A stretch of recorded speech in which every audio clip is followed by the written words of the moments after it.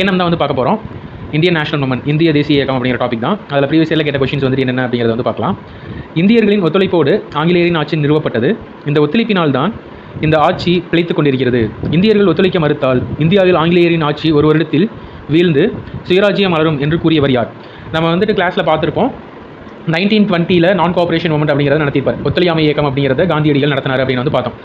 அது எங்கேருந்து நடத்திப்பார் அப்படின்னு கேட்டிங்கன்னா, அந்த சபர்மதி ஆசிரமம் தான் நடத்திப்பார். அப்போ மக்கள் கிட்ட வந்துட்டு அவர் வந்து என்ன சொல்லுவார் அப்படின்னு கேட்டிங்கன்னா, ஒரு நம்பிக்கையான வார்த்தைகளை வந்து சொல்லுவார். அந்த வார்த்தைகள் தான் இது. அதாவது நம்ம வந்துட்டு ஒத்துழைக்க மறுத்தோம் அப்படின்னா நம்ம கண்டிப்பாக ஒரு வருஷத்துக்குள்ளே வந்து என்ன ஆயிரும் அப்படின்னா சுதந்திரம் பிரிட்டிஷ்காரங்க கொடுத்துருவாங்க அப்படிங்கிறது தான் வந்து பார்த்தீங்கன்னா அந்த வார்த்தைகள். அதுதான் வந்துட்டு இங்கே சொல்லப்பட்டிருக்கு. பட் இருந்தாலுமே ஒரு வருஷத்துக்குள்ள சுதந்திரம் கிடைச்சதா? நம்ம ஒத்துழையாமை இயக்கம் ஆரம்பித்து ஒரு வருஷத்துக்குள்ள சுதந்திரம் கிடைச்சதா? சுதந்திரம் கிடைக்கல. 1920 ஒத்துழையாமை இயக்கம் ஆரம்பித்தோம். ஆகஸ்ட் 1 1920 அப்போ ஆரம்பித்தோம்.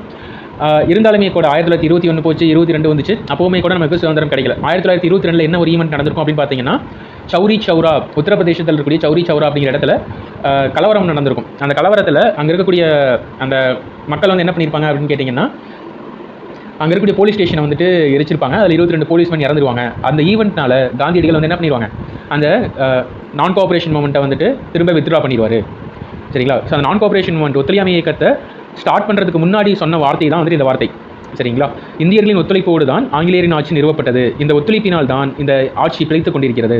இந்தியர்கள் ஒத்துழைக்க மறுத்தால் இந்தியாவில் ஆங்கிலேயரின் ஆட்சி ஒரு வருடத்தில் வீழ்ந்து சுயராஜ்யம் மலரும் அப்படின்னு சொல்லிட்டு தான் மகாத்மா காந்தி ஒத்துழையாமை இயக்கத்தை ஸ்டார்ட் பண்ணார். சரிங்களா?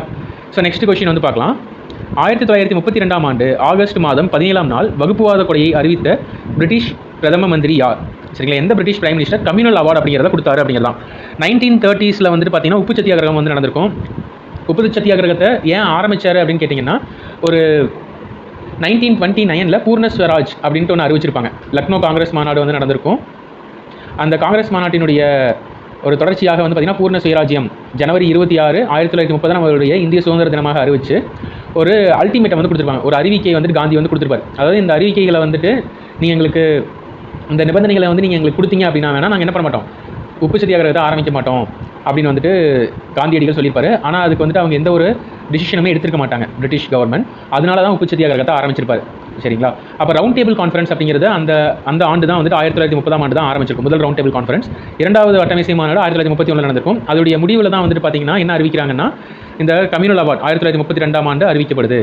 சரிங்களா? இது அறிவிச்சது யார் அப்படின்னா ராம்சே மெக்டொனால்ட். இந்த கம்யூனல் அவார்டு அப்படிங்கிறது என்ன, வகுப்புவாத கொடைனா என்னன்னா, ஹரிஜன் பீப்புள்ஸ் வந்துட்டு இருக்காங்க, scheduled caste and scheduled tribal பீப்புள்ஸ்லாம் வந்துட்டு ரிசர்வேஷனில் செப்பரேட் எலக்டரேட் தனி தொகுதிகள் வந்து கொடுக்கணும் அப்படிங்கிறது தான் வந்து இந்த கம்யூனல் அவார்டு அப்படிங்கிறது. இது வந்துட்டு யாருக்கு பிடிக்காது அப்படின்னா காந்திக்கு வந்து பிடிக்காது. ஏன்னா காந்தி இது என்னவாக நினைச்சாருன்னா, மக்களை பிரிக்கக்கூடிய ஒரு சூழ்ச்சி தான் வந்துட்டு இந்த கம்யூனல் அவார்டு. அதனால் அதை எதிர்க்காரு.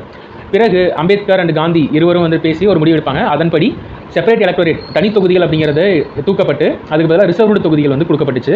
148 ரிசர்வ்டு தொகுதிகள் scheduled caste and scheduled tribe பீப்புள்ஸ்க்கு வந்து கொடுக்கப்பட்டுச்சு. அதான் இந்த கம்யூனல் அவார்டு. சரிங்களா? இதை அறிவிச்சது ராம்சே மெக்டொனால்டு.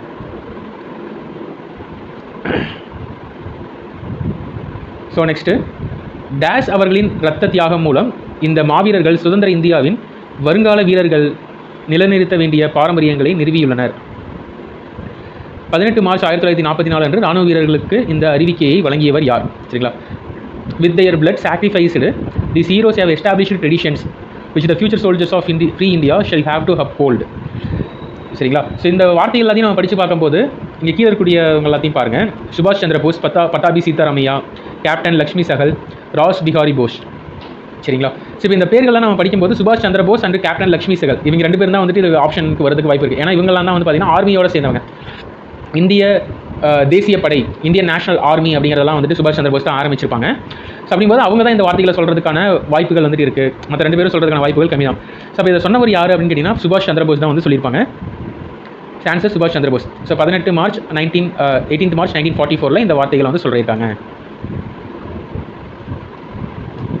ஓகே, ஸோ இந்த கொஸ்டின் வேணாம். நெக்ஸ்ட் கொஸ்டின் பார்க்கலாம். When did British Parliament enact the Indian Independence Act? Indian independence ஆக்டை வந்துட்டு எப்போ பிரிட்டிஷ் பாராளுமன்றம் கொண்டு வந்தாங்க அப்படின்னு கேட்டிங்கன்னா ஜூலை 1947. அதாவது ஜூலை 18, 1947 தான் வந்துட்டு இந்த சட்டத்தை இந்தியன் இண்டிபெண்டன்ஸ் ஆக்டை வந்து கொண்டு வந்திருப்பாங்க.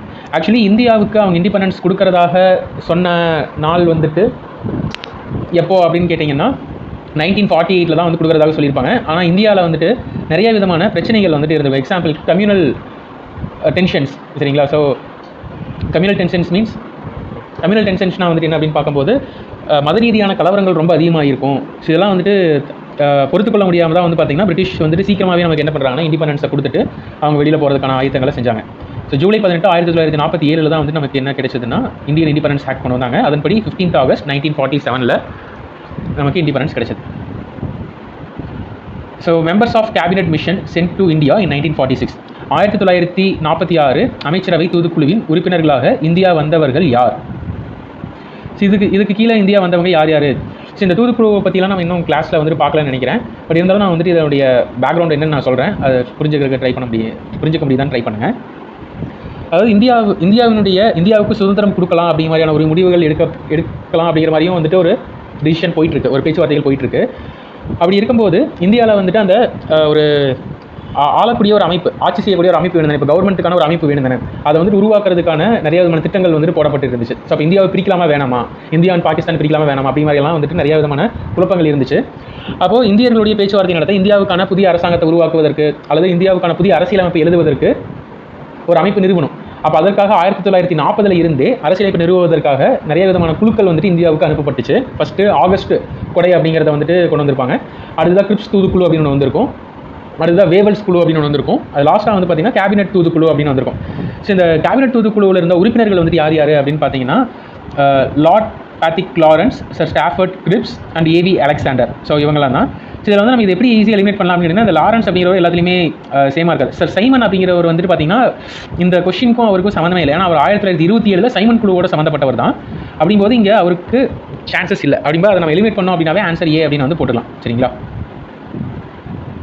ஸோ நெக்ஸ்ட் கொஸ்டின் வந்து பாருங்கள்.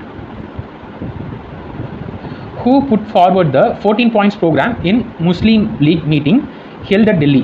டெல்லியில் நடைபெற்ற முஸ்லீம் லீக் கூட்டத்தில் 14 அம்ச திட்டத்தை முன்னிலைப்படுத்தியவர் யார்? சரிங்களா? ஸோ நம்ம வந்துட்டு இந்த ஒத்துழையாமை இயக்கம் வரைக்கும் வந்துட்டு பார்த்துருந்தோம். ஒத்துழையாமை இயக்கத்தில் வந்துட்டு ஒத்துழையாமை இயக்கம் 1922 முடிவுக்கு வந்துச்சு அப்படின்னு பார்த்தோம்ல. எதனால் முடிவுக்கு வந்துச்சு? சௌரி சௌராவில் ஏற்பட்ட இன்சிடென்ட்னால முடிவுக்கு வந்துச்சு அப்படின்னு தானே நம்ம வந்து பார்த்தோம். ஸோ சௌரி சௌரா இன்சிடென்ட்னால முடிவு வந்துச்சு. ஸோ காந்தி வந்து என்ன பண்ணார் அப்படின்னு கேட்டிங்கன்னா, சௌரி சௌரா இன்சிடென்ட் நடந்தனால ஒத்துழையாமை இயக்கத்தை ஸ்டாப் பண்ணிட்டார். அதனால் அவங்களுக்குள்ளேயே வந்து பார்த்தீங்கன்னா பிரிவினைகள் வருது. சரிங்களா? காங்கிரஸுக்குள்ளேயே 2 விதமான பிரிவினைகள் வருது. ஒரு பிரிவினர் வந்து என்ன பண்ணணும்னு நினைக்கிறாங்கன்னா, காந்தி சொல்லுவது போல இந்த இயக்கத்தை திரும்ப நடத்துவதற்கு மக்களை தயார்படுத்தலாம் அப்படிங்கிற மாதிரி வந்துட்டு கன்ஸ்ட்ரக்டிவ் ப்ரோக்ராம்ஸ்குள்ள நுழையலாம், ஆக்கப்பூர்வமான ஒரு இயக்கமாக நம்ம வந்துட்டு ஆரம்பிக்கலாம் அப்படிங்கிற மாதிரி ஒரு பிரிவினர் வந்து சொல்கிறாங்க. ஒரு பிரிவினர் வந்துட்டு என்ன சொல்கிறாங்க அப்படின்னா, நம்ம வந்துட்டு தேர்தல் அரசியலில் ஈடுபட்டு நம்ம பார்லிமெண்ட்டுக்கு போயிட்டு பிரிட்டிஷ் அரசாங்கத்துக்கு தொல்லைகளை வந்து கொடுப்போம் அப்படிங்கிற மாதிரி வந்துட்டு ஒரு பிரிவினர் வந்து சொல்கிறாங்க. அப்போ 2 பேருக்குள்ள பிரிவினை ஏற்படுது. அப்போ அவங்க தனியாக போயிட்டு சுயராஜ்ய கட்சி அப்படின்னு ஒரு கட்சி ஆரம்பிப்பாங்க. இந்த மாதிரியான விஷயங்கள்லாம் நடந்துகிட்டு இருக்கு. சரிங்களா? இப்போ இந்த மாதிரி விஷயங்கள் நடந்துட்டு இருக்கும்போது தான் சைமன் குழு அப்படிங்கிறவங்களை ஒருத்தங்களை அனுமதிக்கிறாங்க. சரிங்களா? அவங்கள அப்பாயின்மெண்ட் பண்ணுறாங்க. எதுக்காக அப்பாயின்மெண்ட் பண்ணுறாங்கன்னா, 1919 ஒரு சட்டம் கொண்டு வந்தாங்கன்னு பார்த்தோம். அதில் தான் வந்து டயார்கி, இரட்டை ஆட்சி அப்படிங்கிற மாதிரிலாம் வந்துட்டு பார்த்தோம். இரட்டை ஆட்சிங்கன்னா transferred subjects and reserved subject, ஒதுக்கப்பட்டது. அடுத்ததாக வந்து பார்த்திங்கன்னா ரிசர்வ் செய்யப்பட்ட சப்ஜெக்ட்ஸ் அப்படிங்கிற மாதிரி வந்துட்டு 2 விதமான சப்ஜெக்ட்ஸ் வந்துட்டு லான்ச் பண்ணியிருப்பாங்க. அது எல்லாத்தையும் வந்துட்டு பார்த்திங்கன்னா ஆய்வு செய்வதற்காக போடப்பட்ட குழு தான் சைமன் குழு. இந்த சைமன் குழுவில் வந்துட்டு எந்த ஒரு உறுப்பினர்களும் இந்தியர்களே இல்லை அப்படின்னு நம்ம எல்லாருமே என்ன பண்ணியிருப்போம், ப்ரொட்டஸ்ட் வந்துட்டு பண்ணியிருப்பாங்க. சரிங்களா? ஸோ அதுக்கு எகென்ஸ்டாக ப்ரொட்டஸ்ட் பண்ணுறதுக்கு தான் அப்போ இருந்த செக்ரட்டரி ஆஃப் ஸ்டேட், வெளியுறவுத்துறை அமைச்சர் வந்துட்டு ஒரு சேலஞ்ச் வந்து பண்ணியிருப்பாங்க. அந்த சேலஞ்ச் வந்து என்ன அப்படின்னா, முடிஞ்சால் நீங்கள் இந்தியர்கள்லாம் சேர்ந்து ஒரு அரசியல் அமைப்பை ஏற்படுத்துங்க, அது இந்தியர்கள் எல்லாத்தாலும் ஏற்றுக்கொள்ளப்படக்கூடியதாக இருக்கணும் அப்படின்ட்டு வந்து சொல்கிறாங்க. இந்த சேலஞ்சை வந்து யார் ஏற்றுக்கிறாங்கன்னா, நேரு வந்து ஏற்றுக்கிறாரு. நேரு மீன்ஸ் மோதிலால் நேருடைய அப்பா ஏற்றுக்கிறாரு. அவங்க வந்து பார்த்தீங்கன்னா எல்லாரும் பேச்சுவார்த்தையெல்லாம் நடத்தி நேரு ரிப்போர்ட் அப்படின்னு ஒன்று சப்மிட் பண்ணுவாங்க. அதுக்கு முன்னாடி வந்துட்டு பார்த்தீங்கன்னா டெல்லியில் ஒரு கூட்டம் நடக்கும். அதில் முஸ்லீம் லீக் வந்து என்ன சொல்லுவாங்கன்னா, முஸ்லீம் லீக் இந்த ஒரு 14 பாயிண்ட்டை கொடுத்துட்டு இந்த 14 பாயிண்ட்டையும் நேரு ரிப்போர்ட்டில் நீங்கள் இன்க்ளூட் பண்ணணும் அப்படின்னு வந்து சொல்லியிருப்பாங்க. சரிங்களா? அதான் வந்துட்டு இந்த 14 பாயிண்ட். இந்த முஸ்லீம் லீக் அப்படிங்கும்போது அதோடைய தலைவர் யார்? முகமது அலி ஜின்னா. சரிங்களா? அவர் தான் வந்துட்டு இதுக்கான answer. Next question. Quit India movement resolution was drafted by. வெள்ளையனே வெளியேறிய தீர்மானத்தை வடிவமைத்தவர் யார்? காந்திஜி. சரிங்களா? ஸோ இதுக்கு முன்னாடி நம்ம பார்த்தோம், இந்தியாவில் இந்த புது அரசியலமைப்பை ஏற்படுத்தணும் அப்படிங்கிறதுக்காக குழுக்கள் 1940 வந்திருக்குன்னு பார்த்துருக்கோம். சரிங்களா? 1940 ஆகஸ்ட் கொடைன்னு ஒன்று கொடுத்துருப்பாங்க. 1942 கிரிப்ஸ் தூதுக்குழுன்னு ஒன்று வந்திருக்கும். ஆனால் இந்த கிரிப்ஸ் தூதுக்குழு பெரிய லெவலில் எந்த ஒரு மாற்றத்தையுமே சொல்லியிருப்பாங்க. ஆகஸ்ட் கொடையில் என்ன சொன்னாங்களோ அதே தான் வந்து பார்த்தீங்கன்னா கிரிப்ஸ் தூதுக்குழுவும் வந்து சொல்லியிருப்பாங்க. சரிங்களா? இதை வந்து போஸ்ட் டேட்டட் செக், அதாவது போஸ்ட் டேட்டட் செக் அப்படின்னா திவாலாக போகிற வங்கியினுடைய பின் தேதியிட்டப்பட்ட ஒரு செக்கு. சரிங்களா, செக்னா காசோலை. சரிங்களா, இப்போ ஒரு பேங்க் வந்துட்டு இப்போ அடுத்த வருஷம் வந்துட்டு திவாலாக போகுதுன்னு வச்சுக்கலாம். அந்த அடுத்த வருஷம் திவாலாகக்கூடிய பேங்க்குக்கு செக் எவ்வளோ டேட் போட்டு சைன் பண்ணுறாங்க அப்படின்னு கேட்டிங்கன்னா, அடுத்த வருஷம் 2026 ஒரு டேட்டை போட்டு செக்கை சைன் பண்ணி கொடுக்குறாங்க. அந்த மாதிரியான ஒரு செக் தான் வந்துட்டு இந்த கிரிப்ஸ் தூதுக்குழுவினுடைய அந்த ரெசல்யூஷன் அப்படிங்கிற மாதிரி வந்துட்டு காந்தி வந்து சொல்லிட்டு ஒரு இதை ஏற்படுத்துவார், ஒரு போராட்டத்தை ஆரம்பிப்பார். அதுதான் வெள்ளையனே வெளியேறி இயக்கம். சரிங்களா, இதை ஏற்படுத்தினவர் காந்திஜி தான். Acharya Vinoba Bhave was selected as the first Satyagrahi by Mahatma Gandhi after he completed the speech on. சரிங்களா, ஸோ இதுக்கு வந்து என்னன்னா, Acharya Vinoba Bhave was selected as a first satyagrahi by Mahatma Gandhi after he completed the speech on. டேஸில் நடைபெற்ற கூட்டத்தில் உரையாற்றிய பின் காந்தியடிகள் ஆச்சாரியா வினோபா பாவே அவர்களை முதல் சத்தியாகிரகி என தேர்ந்தெடுத்தார். ஸோ இந்த இண்டிவிஜுவல் சத்தியாகிரகா அப்படின்னு வந்து சொல்லுவாங்க. இண்டிவிஜுவல் சத்தியாகிரகானா தனிநபர் சத்தியாகிரகம் அப்படின்னு ஒன்று ஆரம்பிக்கப்பட்டிருக்கும். எப்போ அப்படின்னு கேட்டிங்கன்னா 1940. சரிங்களா, 1940 எதுக்காக இந்த இண்டிவிஜுவல் சத்தியாகிரக காந்தி ஆரம்பிக்கிறாரு அப்படின்னு கேட்டிங்கன்னா, ஆகஸ்ட் கொடை அப்படின்னு ஒன்று பிரிட்டிஷ் கவர்மெண்ட் இந்தியர்களுக்கு கொடுத்துருப்பாங்க. அதை வந்துட்டு யாராலையும் என்ன பண்ண முடியல, ஏற்றுக்க முடியல. சரிங்களா, அதற்கு எகெயின்ஸ்டாக ஆரம்பிக்கப்பட்டது தான் இந்த இண்டிவிஜுவல் சத்தியாகிரகா. எப்போ 1940. இந்த ஆப்ஷன்ஸ்லாம் வந்து பாருங்கள். ஏ ஆப்ஷன் 1939 கொடுத்துருக்காங்க. ஸோ அது வந்து கண்டிப்பாக ஆன்சர் கிடையாது. 40 கொடுத்துருக்காங்க, இது ஆன்சராக இருக்கிறதுக்கான சான்சஸ் இருக்குது. 41 கொடுத்துருக்காங்க, இது ஆன்சராக இருக்கக்கூடிய சான்சஸ் இல்லை. 42 கொடுத்துருக்காங்க, சான்ஸ் கிடையாது. அப்போ ஆன்சர் என்ன தான், 1940 அக்டோபர் 17 வார்தாவிற்கு அருகில் உள்ள ஒரு கிராமத்தில் தான் வந்து இதை பண்ணியிருக்காங்க. அப்படிங்கிறது நம்ம இந்த கொஸ்டினை எலிமினேட் பண்ணலாம். 1940 மட்டும் நமக்கு தெரிஞ்சதுனாவே போதும். டேட்டும் தேவையில்லை, எந்த இடத்துல ஆரம்பிச்சாங்கன்னு தெரியணும் தேவையில்லை. சரிங்களா,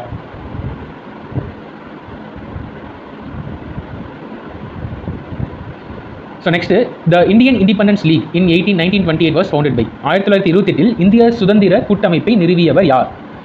இந்திய சுதந்திர கூட்டமைப்பு அப்படின்னா வந்து என்னன்னா இப்போ நம்ம ஒரு கதை வந்து பார்த்தோம். 1923 சுயராஜ்ய கட்சி ஆரம்பிச்சாங்கன்னு பார்த்தோம். அதுக்கடுத்து சைமன் குழு 1927 வந்தாங்கன்னு பார்த்தோம். எதற்காக 1927 வந்தாங்கன்னா, 1919 இந்திய அரசாங்க சட்டம் அப்படின்னு ஒன்று கொண்டு வந்தாங்க, அல்லது மாண்டேகு செம்ஸ்ஃபோர்ட் சட்டம்னு ஒன்று கொண்டு வந்தாங்க.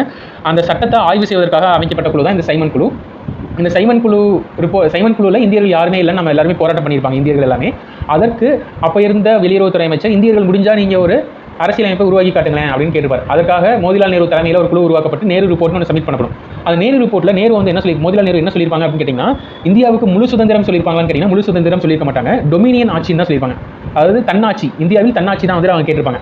அதாவது பிரிட்டிஷ் அரசாங்கம் இருக்கும், பிரிட்டிஷ் அரசாங்கத்துக்கு கீழே இந்திய அரசாங்கம் அப்படிங்கிற மாதிரியான ஒரு அமைப்பை தான் கேட்டிருப்பாங்க. அது யாருக்கு பிடிக்காது அப்படின்னு கேட்டிங்கன்னா, அப்போ இருந்த எங்கே இருக்கக்கூடிய சுபாஷ் சந்திர போஸ் அண்ட் ஜவஹர்லால் நேரு இவங்களுக்கெல்லாம் வந்துட்டு என்ன பண்ணாது அப்படின்னு கேட்டிங்கன்னா, இது பிடிக்காது. ஸோ அதனால் வந்துட்டு இவங்க போய் என்ன பண்ணுவாங்கன்னா, மோதிலால் நேரு கேட்பாங்க, நம்ம முழு சுதந்திரத்தை தான் வந்துட்டு கேட்கணும், இந்த மாதிரி டொமினியன் ஆட்சி ஏன் கேட்குறீங்க அப்படின்னு வந்துட்டு அவங்க கேட்டிருப்பாங்க. அதுக்கு வந்து முதல்ல நம்ம இதை கேட்டு பார்க்கலாம், இதை கொடுக்குறான்னு பார்க்கலாம். அதனால் இதுவே கொடுக்குறது கஷ்டம் தான். அப்படிங்கும்போது முழு சுதந்திரம் கேட்கறதெல்லாம் கஷ்டம் தான். நம்ம வேணால் இந்த ஒரு 2 வருஷத்துக்கு இதை கேட்டு பார்ப்போம். அதாவது இது கொடுக்குறதுனா முழு சுதந்திரம் தான் நம்மளுடைய அப்ஜெக்டிவ், நோக்கம் அப்படின்னு வந்துட்டு மாற்றிக்கலாம் அப்படின்ட்டு வந்துட்டு சொல்லுவாங்க. சரிங்களா, ஸோ அப்போது அதுக்கு எகெயின்ஸ்டாக வந்துட்டு ஒரு கட்சியை யார் ஆரம்பிக்கிறாங்கன்னா, சுபாஷ் சந்திர போஸ் அண்ட் ஜவஹர்லால் நேரு தான் ஆரம்பிக்கிறாங்க. அதுதான் இந்திய சுதந்திர கூட்டமைப்பு லீக். சுபாஷ் சந்திர போஸ் எல்லாம் ஜவஹர்லால் நேரு அண்ட் ஸ்ரீனிவாசன் ஐயங்கார். சரிங்களா, இங்கே தான். சரி, இந்த கொஸ்டின் வந்துட்டு பார்க்கலாம். Which of the following statement is correct about the objectives of all India Muslim league? அனைத்து இந்திய முஸ்லீம் லீக் பற்றிய பின்வரும் கூற்றுகளில் எதுவை சரியானவை? ஸோ நம்ம முஸ்லீம் லீக் என்ன அப்படிங்கிறது பார்த்தோம். முஸ்லீம் லீக் எதற்காக ஆரம்பிக்கப்பட்டுச்சு அப்படிங்கிறதும் பார்த்தோம். முஸ்லீம் லீக் எதற்காக ஆரம்பிக்கப்பட்டுச்சு அப்படின்னு கேட்டிங்கன்னா, முஸ்லீம்களுடைய நலனை மேம்படுத்துவதற்காக, அதாவது பிரிட்டிஷ் கிட்ட முஸ்லீம்களுக்கு தேவையான விஷயங்களை வாங்கிக் கொள்வதற்காக அப்படிங்கிற மாதிரி தான் வந்துட்டு அது ஆரம்பிக்கப்பட்டுச்சு. சரிங்களா, ஸோ அப்போ இதெல்லாம் வந்து அவங்களுடைய அப்ஜெக்டிவ்ஸாக இருக்கும் அப்படிங்கிறத இந்த கொஸ்டின். ஃபஸ்ட்டு அப்ஜெக்டிவ் வந்து பாருங்கள், immediate reform should be introduced in frontier province and Balochistan. எல்லைப்புற மாகாணங்களில் மற்றும் பலூச்சிஸ்தானில் உடனடி சீர்திருத்தங்களை அறிமுகப்படுத்துவது வேண்டும். ஸோ உடனடி அப்படிங்கும்போது இமீடியட் ரிஃபார்ம்ஸ் அப்படிங்கிறது வந்து கொஞ்சம் இதாக இருக்குது. நம்ம அடுத்தது என்னென்னு பார்க்கலாம். To promote the interest and safeguard the political rights of Muslim. இந்த பாயிண்ட் கண்டிப்பாக வரும். முஸ்லீம்களின் அரசியல் உரிமைகளை பாதுகாத்து மேம்படுத்துவது அப்படிங்கிறது கண்டிப்பாக வந்துட்டு வரும். ஸோ அதுக்காக தான் ஆரம்பித்தாங்க, நம்ம பார்த்தோம் தானே. ஸோ தேர்ட் பாயிண்ட், இந்தியாவில் உள்ள முஸ்லீம்கள் மற்றும் பிற சமூகங்களுக்கு இடையேயான நட்பு உணர்வுகளுக்கு எதிராக நடத்தல். ஸோ இந்த பாயிண்ட் வந்துட்டு பார்த்தீங்கன்னா வருமா அப்படின்னு கேட்டிங்கன்னா, வரதுக்கான சான்சஸ் வந்து கம்மி தான். சரிங்களா, அப்போ தேர்ட் பாயிண்ட் வந்துட்டு ஃபஸ்ட்டு பாயிண்ட் கூட நம்ம வந்துட்டு என்ன பண்ணலாம்னா, மேபி வரதுக்கான சான்சஸ் இருக்குது அப்படின்னு வந்து விட்டு வைக்கலாம். செகண்ட் பாயிண்ட் கண்டிப்பாக வரும், தேர்ட் பாயிண்ட் கண்டிப்பாக வராது. சரிங்களா, ஸோ அப்போ வந்துட்டு பார்க்கும்போது ஃபஸ்ட்டு செகண்ட் கண்டிப்பாக வருங்களா? செகண்ட் கண்டிப்பாக வரும்போது ஏபிசி மூணுமே வருவதற்கான சான்சஸ் வந்துட்டு இருக்குது. டி வந்துட்டு வரதுக்கான வாய்ப்புகள் இல்லை. சரிங்களா, அடுத்ததான் வந்து தேர்ட் ஸ்டேட்மெண்ட் படிக்கும்போது முஸ்லீம் லீகை வந்துட்டு முஸ்லீம்களுக்கும் மற்ற மதத்தினர்களுக்கும் நடுவில் பிரச்சனைகள் உண்டாக்குவதற்கு தான் கொண்டு வந்தாங்களா அப்படின்னு கேட்டிங்கன்னா கண்டிப்பாக இல்லை. அவங்க எதுக்காக கொண்டு வந்தாங்கன்னா பிரிட்டிஷ்க்கு லாயலான ஒரு பீப்புளை உருவாக்கணும் அப்படிங்கிறது ஒன்று, பிரிட்டிஷ் கிட்ட இருந்து அவங்களுக்கான நன்மைகளை பெற்றுக்கொள்ளணும் அப்படிங்கிறது தான் முக்கியமான நோக்கம். மற்றபடி மற்ற மதத்தவர்களோட சண்டை போடுறது அந்த மாதிரியான விஷயங்களுக்காக கொண்டு வரல. அப்போ தேர்டுங்கிறது வரதுக்கான வாய்ப்புகள் இல்லை. சரிங்களா? அப்போது 2 and 4 வரலாம், அல்லது 1 and 2 வரலாம். சரிங்களா? அப்போது ஃபோர்த்து வந்து படிங்க. ஃபோர்த்து பாயிண்ட் படிச்சுட்டு வருமா வராதா அப்படின்னு சொல்லுங்கள் பார்க்கலாம். ஆங்கில அரசாங்கத்தின் மீதான விசுவாச உணர்வுகளை இந்திய முஸ்லீம்களிடையே ஊக்குவித்தல். ஸோ கண்டிப்பாக வரும் தானே. ஸோ செகண்டும் ஃபோர்த்தும் கண்டிப்பாக வரும். ஸோ செகண்ட் பாயிண்ட்டும் ஃபோர்த் பாயிண்ட்டும் கண்டிப்பாக வரும். ஃபர்ஸ்ட் பாயிண்ட் வந்துட்டு இந்த இடத்துல இல்லை. இந்த இடத்துல வந்து பார்த்தீங்கன்னா நம்ம இது எப்படி எலிமினேட் பண்ணலாம்னா இமீடியட் ரிஃபார்ம்ஸ்னு கேட்குறாங்க. பிரிட்டிஷ் வந்து கொடுக்குறதே ரொம்ப கஷ்டம். அதுலேயும் வந்துட்டு எனக்கு உடனடியாக வேணும் அப்படின்னு கேட்டால் அவன் கண்டுக்க கூட மாட்டான். சரிங்களா? ஸோ அப்படிங்கும்போது இந்த மாதிரியான ஒரு சில பாயிண்ட்ஸ்லாம் வந்துட்டு படித்து பார்க்கும்போதே லாஜிக்கலாக இருக்காது. அப்படிப்பட்ட ஒரு பாயிண்ட் தான் வந்துட்டு இது இமீடியட் ரிஃபார்ம்ஸ் அப்படிங்கிறது கேட்குறது. ஸோ அப்போ அந்த பாயிண்ட் வந்துட்டு இல்லை அப்படின்னு வந்து நம்ம எலிமினேட் பண்ணனாவே 2 and 4 அதான் வந்துட்டு ஆன்சர். சரி, ஸோ நம்ம இந்த கொஸ்டின் இப்போ தான் பார்த்தோம். 1946ஆம் ஆண்டு பிரிட்டிஷ் அமைச்சரவை குழுவிற்கு டேஸ் என்பவர் தலைமையேற்றார்.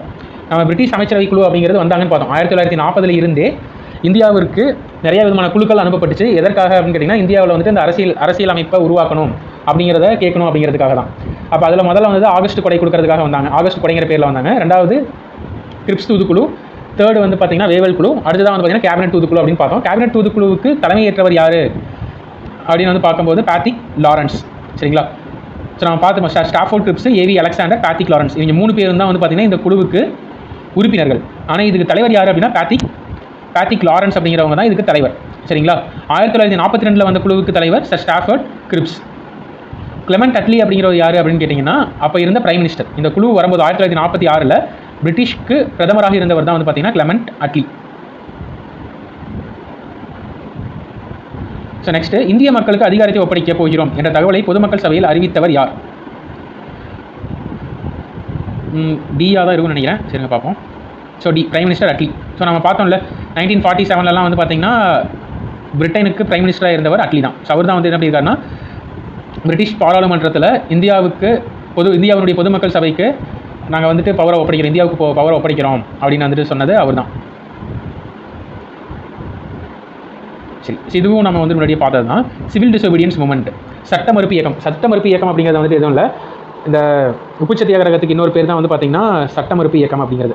ஸோ சட்ட மறுப்பு இயக்கம் அப்படிங்கிறது ஆரம்பிக்கப்பட்டது 1930. எதற்காக அப்படின்னு கேட்டிங்கன்னா காந்தி வந்துட்டு ஒரு அல்டிமேட்டம் அப்படின்னு ஒன்று கொடுத்துருப்பார். சரிங்களா? ஒரு கெடு, அந்த கெடுவுக்குள்ளே காந்தி சொன்னதை நிறைவேற்றணும் பிரிட்டிஷ் கவர்மெண்ட். ஆனால் அதை நிறைவேற்றிருக்க மாட்டாங்க. அதனால தான் வந்து பார்த்திங்கன்னா காந்தி இந்த சட்ட மறுப்பு இயக்கத்தை ஆரம்பிச்சிருப்பார்.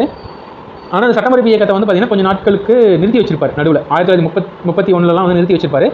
எதனால் அப்படின்னு கேட்டிங்கன்னா 1930 ரவுண்ட் டேபிள் கான்ஃபரன்ஸ் ஒன்று நடந்திருக்கும், வட்டமேசை மாநாடு. வட்டமேசை மாநாட்டில் யார் கலந்துக்க மாட்டாங்கன்னா இந்திய தேசிய காங்கிரஸ் வந்து யாருமே கலந்துக்க மாட்டாங்க. ஏன்னா பிரிட்டிஷ் தான் வந்து நீங்கள் சொன்னது எதுவுமே கேட்கல, அதனால் நாங்கள் வட்டமேசை மாநாட்டில் கலந்துக்க முடியாதுன்னு தான் சட்டமறுப்பு இயக்கத்தை காந்தி வந்து ஆரம்பிச்சிருப்பார்.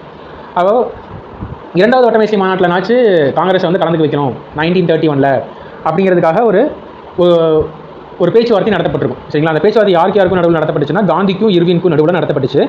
அந்த பேச்சுவார்த்தையினுடைய இறுதியில் வந்து பார்த்தீங்கன்னா 2 பேரும் பேச்சுவார்த்தை நடத்தி காந்தி வந்து என்ன சொல்கிறாருன்னா சட்டமறுப்பு இயக்கத்தை நான் வந்துட்டு இதோட நிறுத்தி வைக்கிறேன், நான் வந்து 2வது வட்டமேசை மாநாட்டில் கலந்துக்கிறேன் அப்படின்னு வந்துட்டு அவர் என்ன பண்ணுறாரு, இந்த சிவில் டிசோபீடியன்ஸ் மூவ்மெண்ட்டை நிறுத்திட்டு 2வது வட்டமேசை மாநாட்டில் போய் கலந்துக்கிறார். சரிங்களா? எதுன்னா காந்தி இர்வின் ஒப்பந்தம். So next, which company helped Gandhi to do his legal practice in South Africa?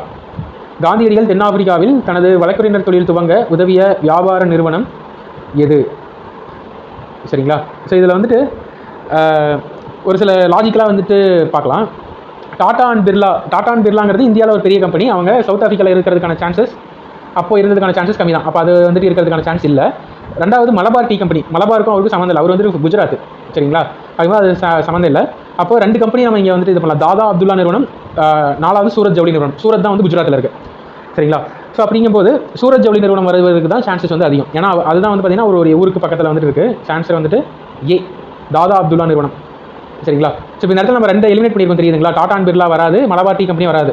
So இந்த இடத்துல ரொம்ப ஒத்து போகிறது வந்து பார்த்திங்கன்னா நமக்கு இந்த கொஸ்டின் பற்றி எதுவுமே தெரியலங்கும் போதும் கூட சூரத் வரலாம் அல்லது தாதா அப்துல்லா கம்பெனி வந்து வரலாம் அப்படின்னு நம்ம எலிமினேட் பண்ண முடியுதுல்ல. ஸோ இதுக்கு ஆன்சர் தாதா அப்துல்லா நிறுவனம். ஸோ பூர்ண Swaraj in which annual session of Indian National Congress made the historic பூர்ண ஸ்வராஜ் டிக்ளரேஷன்? இப்போ தான் நான் வந்து முன்னாடி சொன்னேன். இந்திய தேசிய காங்கிரஸ் எந்த ஆண்டு அமர்வில் வரலாற்று சிறப்புமிக்க பூர்ண சுயராஜ்யம் என்ற அறிக்கையை வெளியிட்டது? நம்ம நேரு ரிப்போர்ட் பற்றி பார்த்தோம். நேரு ரிப்போர்ட்டில் வந்து என்ன சொல்லியிருந்தாங்கன்னா டொமினியன் ஆட்சி தான் வந்து கேட்டிருந்தாங்க. அதற்காக யார் வந்து சண்டை போட்டாங்கன்னு பார்த்தாங்க. சுபாஷ் சந்திர போஸ், ஜவஹர்லால் நேரு அண்ட் ஸ்ரீனிவாச ஐயங்கார் அப்படிங்கிறவங்கலாம் சண்டை போட்டாங்கன்னு வந்து பார்த்தோம். அப்போ மோதிலால் நேரு என்ன சொல்லியிருப்பாருன்னா, நம்ம வந்து வெயிட் பண்ணுவோம், வெயிட் பண்ணிட்டு இன்னொரு ஆண்டுகள்லாம் பார்க்கலாம் அப்படின்னு வந்து சொல்லியிருப்பாங்க. அப்போ அடுத்த ஆண்டுக்கு வந்து என்ன பண்ணுறாங்கன்னா, இந்திய தேசிய காங்கிரஸுக்கு தலைவராக ஜவஹர்லால் நேருவியை வந்து போடுறாங்க. எதற்காக அப்படின்னு கேட்டிங்கன்னா, இப்போ உள்ளுக்குள்ள இந்த எங்காரகுடி பீப்புள்ஸ்லாம் கொஞ்சம் சண்டை போடுறாங்கல்ல வயசானவங்க கிட்ட, அப்போ அவங்க எல்லாத்தையும் திருப்திப்படுத்தணுங்கிறதுக்காக ஜவஹர்லால் நேருவை தலைவராக வந்துட்டு போடுறாங்க. அப்போ ஜவஹர்லால் நேருடைய தலைமையில் என்ன அறிவிக்கிறாங்கன்னா, ஜனவரி 26, 1930 சுதந்திர தினமாக அறிவிக்கிறாங்க. ஸோ அப்போ அந்த 1929 காங்கிரஸ் மாநாடு எங்கே நடந்துச்சு அப்படின்னு கேட்டிங்கன்னா, லாகூரில் 1929 லாகூர். அங்கே தான் வந்துட்டு இந்த மாநாடு வந்து நடந்திருக்கும். அந்த மாநாட்டினுடைய முடிவில் தான் இந்த பூர்ண ஸ்வராஜ் அப்படிங்கிறத அறிவிச்சிருப்பாங்க. அதோடைய தொடர்ச்சியாக தான் அந்த 11 பாயிண்ட்ஸ் கொண்ட ஒரு அல்டிமேட்டம் வந்து காந்தி வந்து கொடுப்பாரு. அதை பிரிட்டிஷ் ஏற்றுக்க மாட்டாங்க. அதை ஏற்றுக்காதனால தான் வந்து பார்த்தீங்கன்னா உப்பு சத்தியாகிரகத்தை ஆரம்பிக்கிறாங்க.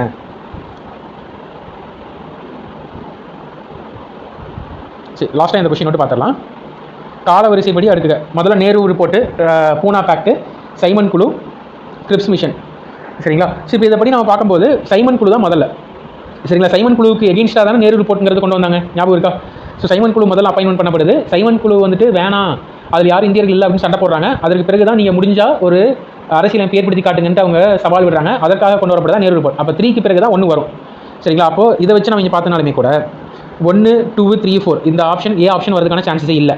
அடுத்ததாக 3, 2, 4, 1 இது வரதுக்கான சான்சஸ் இருக்குது. சரிங்களா? அடுத்ததாக 2, 1, 4, 3 1க்கு பிறகு 3 வரதுக்கான சான்சஸ் சுத்தமாகவே இல்லை. அப்போ ஆன்சர் வந்து பி அல்லது சியாக தான் இருக்கணும். இதை பற்றி இதில் வந்து நமக்கு வேறு என்ன தெரியும் அப்படின்னு கேட்டிங்கன்னா, கிரிப்ஸ் தூதுக்குழு எப்போ வந்துச்சுன்னு தெரியும். கிரிப்ஸ் தூதுக்குழு எப்போ வந்துச்சு? 1942 வந்துச்சு. அதுக்கு எகெயின்ஸ்டாக தான் வெள்ளையனே வெளியேறு இயக்கத்தை காந்தி வந்து ஆரம்பித்தார். இப்போ நேரு ரிப்போர்ட்லாம் 1928 வந்தது. சரிங்களா? அப்போ கிரிப்ஸ் தூதுக்குழு தான் வந்து பார்த்திங்கன்னா லாஸ்ட்டாக வரணும்னு எடுத்துக்கலாமா? லாஸ்ட் அல்லது நேரு ரிப்போர்ட்டுக்கு பிறகு தான் கிரிப்ஸ் தூதுக்குழு வரும்னு நம்ம எடுத்துக்க முடியும். சரிங்களா? அப்போ இந்த பி ஆப்ஷனை பார்க்கும்போது 3 வந்துட்டு ஃபஸ்ட்டாகவும் 1 வந்து லாஸ்ட்டாக இருக்கும். 1 லாஸ்ட்டாக இருக்கிறதுக்கான சான்சஸே இல்லை. ஏன்னா 1க்கு பிறகு யார் வந்தே ஆகணும்? கிரிப்ஸ் தூதுக்குழு வந்தே ஆகணும். அப்போ எந்த ஆப்ஷன் தான் வரும்னா சி தான். 3, 1, 2, 4 சைமன் குழு முதல்ல வந்திருக்கும். அதுக்கு எகெயின்ஸ்டாக நேரு ரிப்போர்ட் கொண்டு வந்திருப்பாங்க. நேரு ரிப்போர்ட் அடுத்து தான் வந்து பார்த்தீங்கன்னா பூர்ண ஸ்வராஜ் அப்படின்னு கொண்டு வந்திருப்பாங்க. பூர்ண ஸ்வராஜுக்கு பிறகு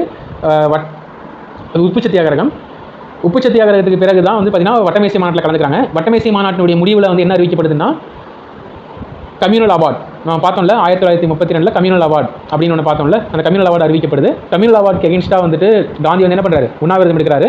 உண்ணாவிரதம் இருக்கிறனால அம்பேத்கர் போய் பார்த்து 2 பேருக்கும் நடுவில் ஒரு ஒப்பந்தம் போடுறாங்க. அந்த ஒப்பந்தம் தான் 1932 பூனா ஒப்பந்தம். சரிங்களா? ஸோ அப்போ பூனா ஒப்பந்தம் 1932. அதுக்கு பிறகு தான் கிரிப்ஸ் தூதுக்குழு. ஆன்சர் 3, 1, 2, 4. ஸோ